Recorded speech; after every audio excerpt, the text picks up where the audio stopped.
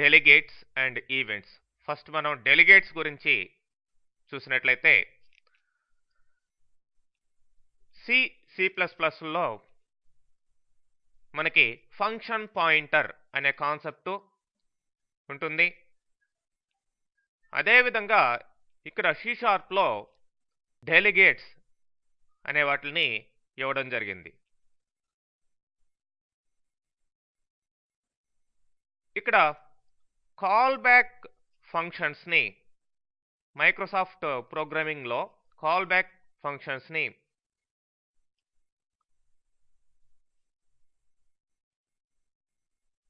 Carry చేయడం జరుగుతుంది. మరి వాటిని ఏ విధంగా డిఫైన్ చేస్తాము అంటే డెలిగేట్స్ ద్వారా డిఫైన్ చేయడం జరుగుతుంది. అందుకని మనం డెలిగేట్ని ఈ మెథడ్స్కి లేదంటే ఫంక్షన్స్కి టెంప్లేట్ లాగా చెప్పుకోవచ్చు. మనం ఏ విధంగా అయితే ఇంటర్ఫేసెస్ని క్లాసెస్కి టెంప్లేట్గా వాడుతున్నామో అదేవిధంగా ఇక్కడ డెలిగేట్స్ని మెథడ్స్కి టెంప్లేట్స్ లాగా వాడుతుంటాం. మరి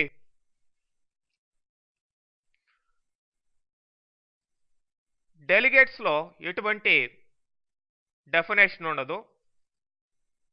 ఒక మెథడ్ యొక్క ప్రోటోటైప్ మాత్రమే ఒక డెలిగేట్లో ఉంటుందని చెప్పుకోవచ్చు. మరి దాని ఇంప్లిమెంటేషన్ మొత్తం మెథడ్లోనే ఉంటుంది. అయితే మెథడ్కి కావాల్సిన రిటర్న్ టైప్ కావచ్చు, ఆర్గ్యుమెంట్స్ కావచ్చు, ఇవన్నీ కూడా ముందరగానే మీరు ఈ యొక్క డెలిగేట్లో షో చేయొచ్చు అనమాట. మరి ఒక డెలిగేట్ని క్రియేట్ చేసేదానికి జనరల్గా .NETలో యూజ్ చేసే అట్రిబ్యూట్స్ వాడచ్చు, నెక్స్ట్ మాడిఫైయర్స్ వాడచ్చు, పబ్లిక్, ప్రైవేట్ ఇలాంటివి. డెలిగేట్ అనే కీవర్డ్ కంపల్సరీగా వాడాలి. తర్వాత రిటర్న్ టైప్, ఏ వాల్యూని ఇది రిటర్న్ చేస్తుంది, స్ట్రింగ్ వాల్యూనా ఏంటి, ఏ టైప్ ఆఫ్ వాల్యూని రిటర్న్ చేస్తుంది అనేది రిటర్న్ టైపు, డేటా టైపు ఇవ్వాలి.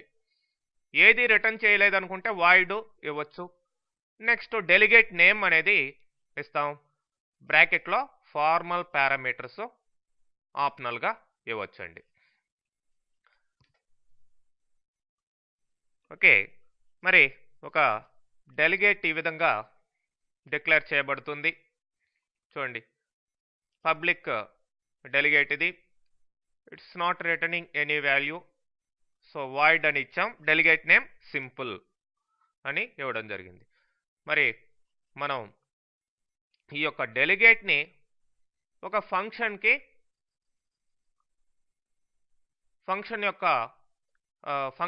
టెంప్లేట్ లాగా దీన్ని పంపించడం జరుగుతుంది. కాబట్టి అది ఎలా వర్క్ అవుతుంది ఏంటనేది ఒక ఎగ్జాంపుల్ ద్వారా మనం చూస్తాం.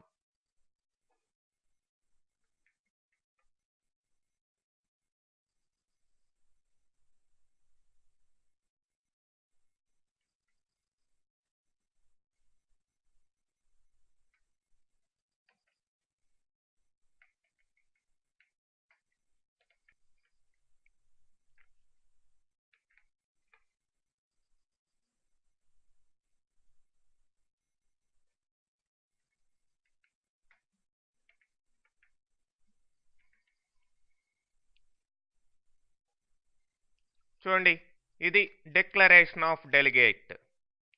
ఓకే, సింపుల్ అనే ఒక డెలిగేట్ని ఇక్కడ డిక్లేర్ చేయడం జరిగింది. మరి ఫంక్షన్ డెఫినేషన్ మనం క్రియేట్ చేసుకోవాలి. కాబట్టి ఇక్కడ క్లాస్ ఒకటి క్రియేట్ చేసాం.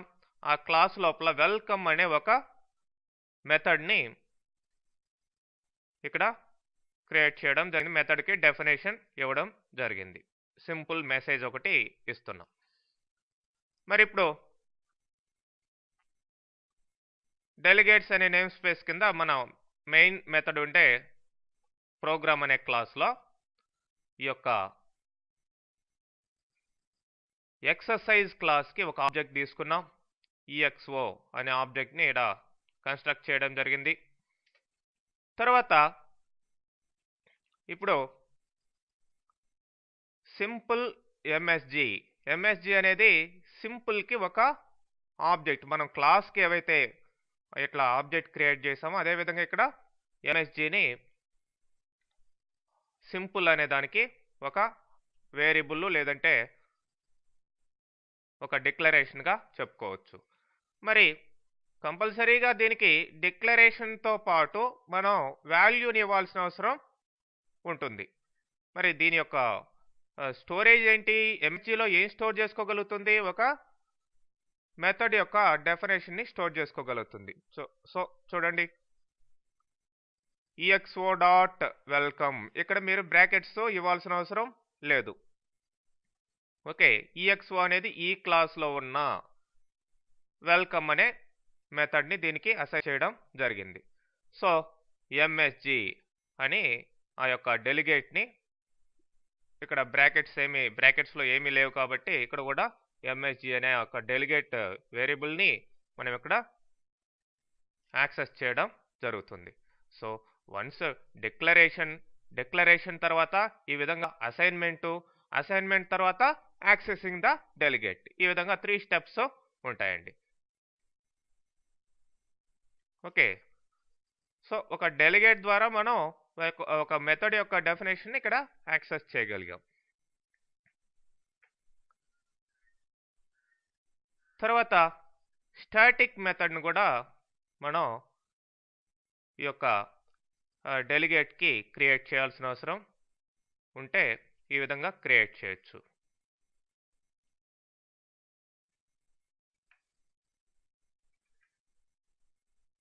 ఇక్కడ ఎక్సర్సైజ్ క్లాస్ కింద వాయిడ్కి ముందర స్టాటిక్ ఇవ్వండి.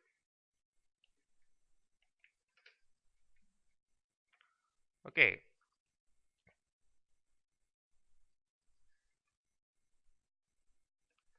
సో ఎప్పుడైతే స్టాటిక్ మెథడ్ మనం తీసుకున్నామో దీనికి ఆబ్జెక్ట్ క్రియేట్ చేయాల్సిన అవసరం లేదు. డైరెక్ట్గా మనం ఈ స్టెప్ తీసేసి ఈ విధంగా అసైన్మెంట్ ఇవ్వచ్చు అనమాట.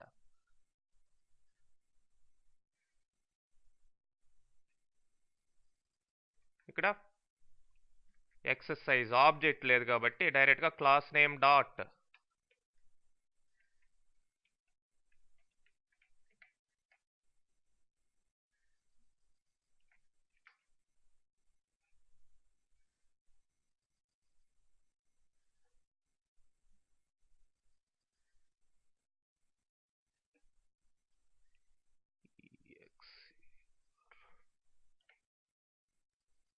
Okay, same functionality. ఇంతకు ముందర స్టాటిక్ మెథడ్ కాదు ఇది, ఇప్పుడు స్టాటిక్ మెథడ్గా చేసాం కాబట్టి ఆబ్జెక్ట్ క్రియేట్ చేయాల్సిన అవసరం లేకుండా class name dot method name అని ఇవ్వడం జరిగింది. నెక్స్ట్ అనానమస్ డెలిగేట్ అనేది ఎలా క్రియేట్ చేయాలంటే, అసలు అనానమస్ డెలిగేట్ అంటే ఒక డెలిగేట్ని క్రియేట్ చేసేదానికి మనం మెథడ్ని ముందరగా క్రియేట్ చేయాల్సిన అవసరం లేదు. డైరెక్ట్గా డెలిగేట్ యొక్క డిక్లరేషన్ టైంలోనే దానికి ఆ యొక్క మెథడ్ క్రియేషన్ని అసైన్ చేయాల్సిన అవసరం ఉంటుంది. ఇట్లాంటి దాన్ని అనానిమస్ డెలిగేట్ అని చెప్పేసి అంటాం. ఈ ఎగ్జాంపుల్లో చూసినట్లయితే మీరు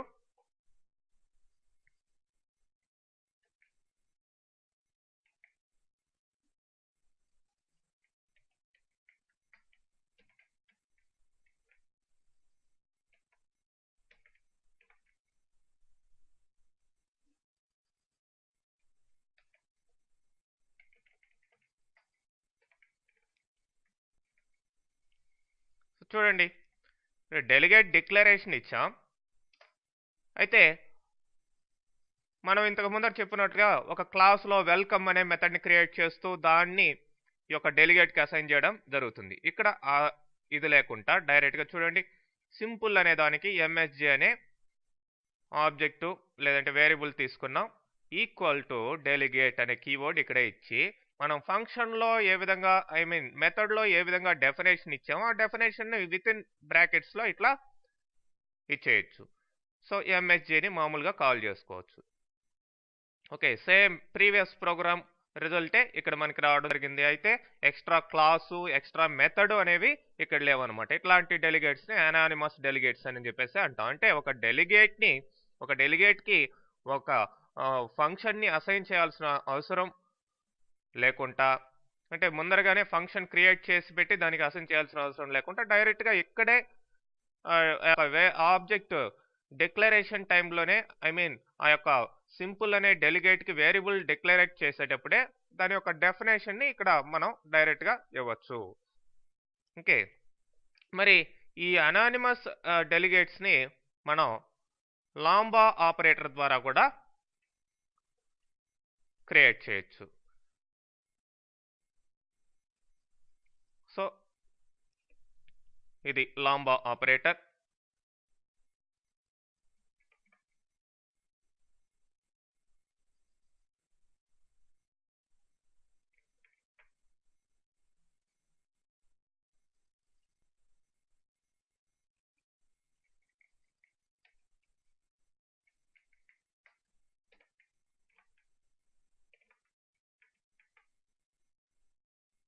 ఇక్కడ డెలిగేట్ కీవర్డ్కి బదులు మనం లాంబా ఆపరేటర్ వాడతాం.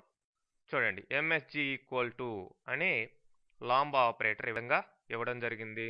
సో డెలిగేట్ కీవర్డ్కి బదులు ఇట్లా యూజ్ చేసినా కూడా మనకి అనానిమస్ మెథడ్స్ లేదంటే డెలిగేట్స్ ఈ విధంగా క్రియేట్ కావడం జరుగుతుంది.